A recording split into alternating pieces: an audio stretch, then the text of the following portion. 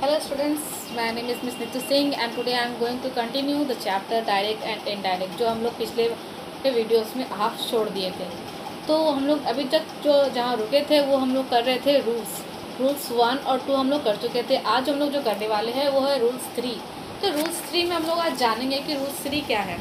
तो रूल्स 3 है आपका, जैसे कि if the reporting verb in the past tense, अगर रिपोर्टिंग वर्ब जो है वो पास्ट टेंस में है तो हम लोग क्या कर सकते हैं, the past tense of the reporting speech change into under. तो जैसे कि हम लोग का पास्ट टेंस में अगर सेंटेंस अगर दिया गया है डायरेक्ट में, तो उसी तरीके से हमें इनडायरेक्ट में हमें अगर बदलना है तो पास्ट में ही हम लोग जाएंगे।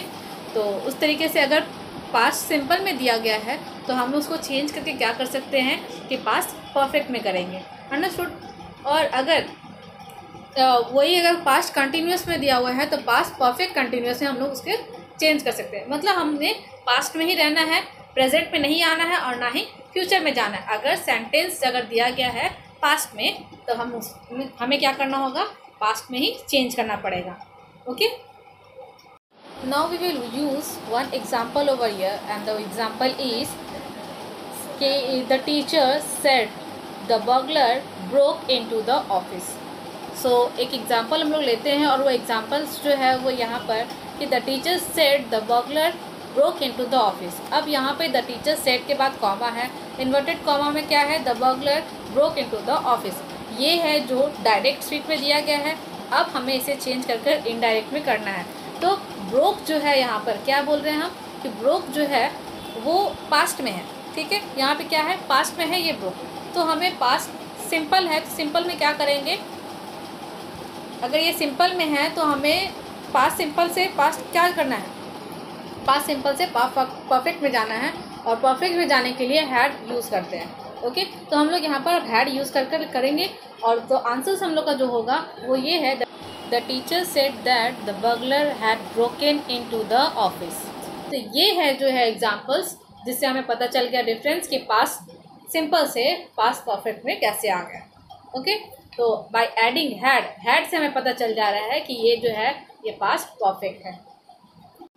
Now we will come to rule number 4। Rule number 4 is when the reporting verb is in past tense. अगर रिपोर्टिंग वर्ब है पास्ट टेंस में, द वर्ड्स डिनोटिंग टाइम और प्लेस, अगर जो वर्ड्स जो है वो बता रहा है टाइम और प्लेस के बारे में, तो are also change into indirect speech. तो हमें उसे भी इनडायरेक्ट स्पीच में चेंज कर सकते हैं अगर वो टाइम और या फिर प्लेस के बारे में बताता है। तो जैसे कि हम लोग यहाँ पे कर रहे हैं कि अगर डायरेक्ट से इनडायरेक्ट में हम करेंगे तो कैसे करेंगे, let's see. So you all can see this page over here, you can see the direct and indirect, जिससे यहाँ पे पता चल रहा है कि डायरेक्ट क्या है और इनडायरेक्ट कहाँ है। तो you can see over here this and that is direct, और अगर दिस और डायरेक्ट है तो इनडायरेक्ट में दीज और दोज हो जाते हैं।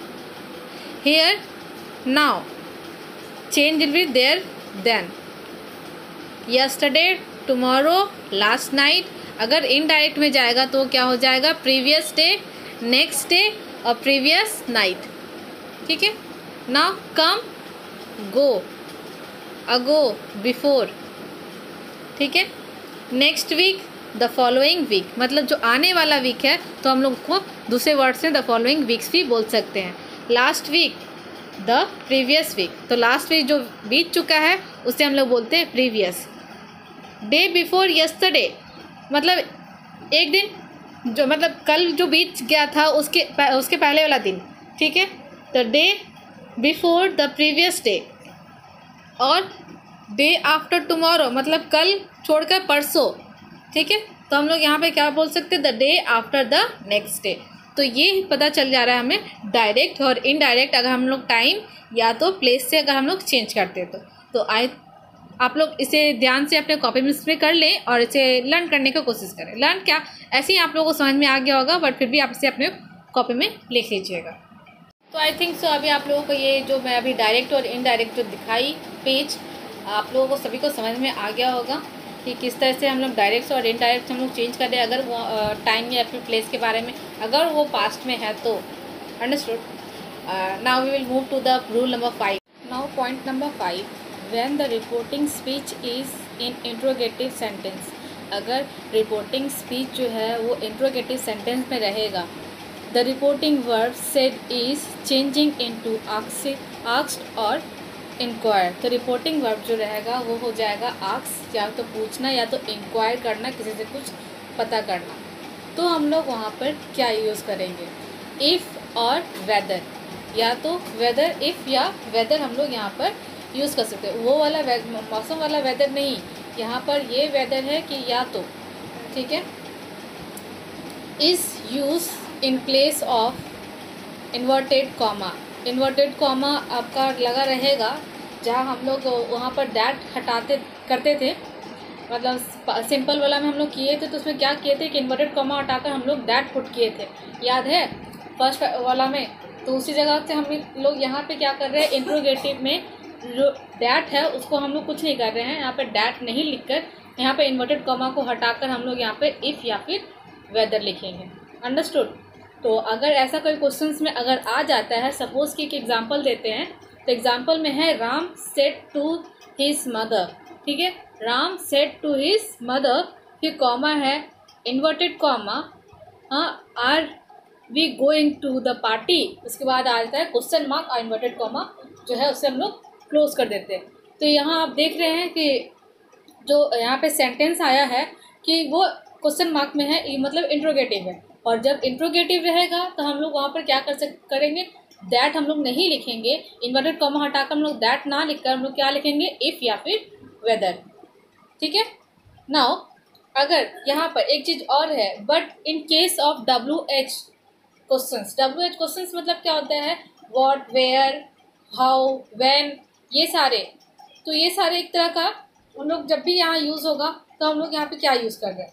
सो यहाँ पे देखिए, नो कंजंक्शन इज़ यूज, यहाँ पर कोई कंजंक्शन यूज़ नहीं होगा, क्योंकि हम लोग जो ऊपर जो वर्ड यूज़ किए थे इफ़ और वेदर, ये जो है आपका कंजंक्शन है। लेकिन अगर ये क्वेश्चंस में मतलब सेंटेंस में अगर आता है हाउ, व्हाट, वेयर, व्हेन, ये क्वेश्चंस अगर आते हैं सेंटेंस में तो हम लोग यहाँ इसे यूज़ करेंगे। जैसे कि एग्जांपल्स आप देख सकते हैं, मैं यहाँ पे एक एग्जांपल दे रही हूँ। जैसे देखिए कि आई सेड टू रोहित, ठीक है, आई सेड टू रोहित, वो कॉमा दे दे, फिर इन्वर्टेड कॉमा करके लिख रहे हैं, who is the sport teacher of our school, तो वो क्या है, स्पोर्ट टीचर है।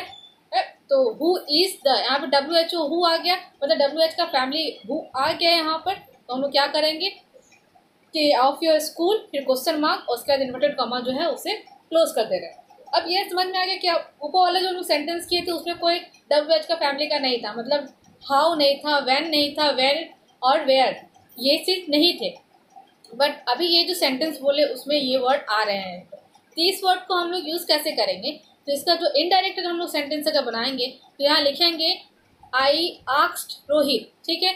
अब यहाँ पर जो है आई आस्क्ड रोहित, तो मतलब कि मैं रोहित से पूछी हूँ, who was the sport teacher of the school, तो यहाँ पे हो गया कि आपका हु वॉज, तो हम लोग जैसे है वैसे ही लिख दिए हैं, मतलब इन्वर्टेड कॉमा हटाए नहीं है, जैसे मतलब इन्वर्टेड कॉमा को हटाकर हम लोग इफ़ और वेदर नहीं लिखे हैं, बट हम लोग वहाँ पर कॉमा हटा दिए। और यहाँ पर आस्क्ड हो गया क्योंकि हम पूछ रहे हैं, सेट नहीं लिखेंगे, आई आस्क्ड, ओके, क्योंकि हम पूछ रहे हैं रोहित से, तो यहाँ पर आस्क्ड हो जाएगा। Understood all of you. तो इस तरीके से हम लोग का इंट्रोगेटिव सेंटेंस जो है हम लोग बनाएंगे और इसे कंप्लीट करेंगे। तो आज एक्सरसाइज जो कुछ दे रही हूँ आप लोग उसे करिएगा और समझिएगा कि इसको कैसे किए हैं, okay. So for today this much only, we will continue this in my next video. So thank you, stay home and be safe.